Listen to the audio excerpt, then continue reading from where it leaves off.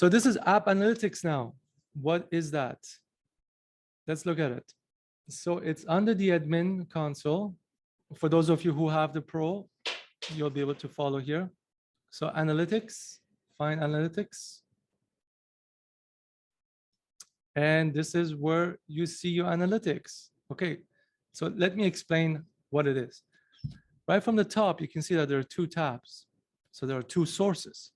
One is your personal app and one is the generic app. Personal app is really just your personal branded app that you have and you're also sharing with your clients and your marketing. So all the details in here is related to your personal app. You can see the number of new installs you got, the number of times the app was used in the past 7 days or 30 days.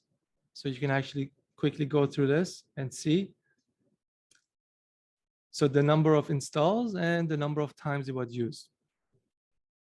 And then when you switch your source to generic app, this is the generic app. This is the company's app. This is where it's not tied directly to you.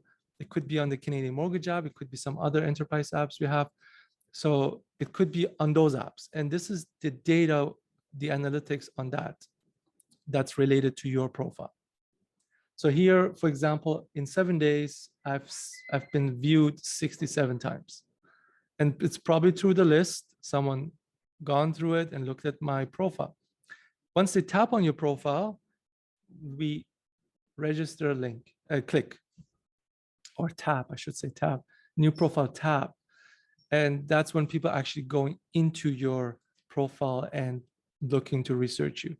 So if you do see this as a high number, but you don't see calls coming in, then fix up your profile because there's got to be a reason. Okay, and you can see that, of course, under 7 days and 30 days.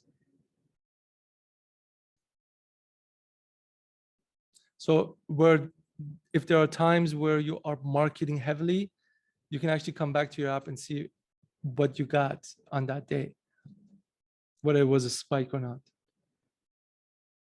That's it. I think that was a short session in terms of analytics, because really there's not much. It's a read-only screen where you can check stats.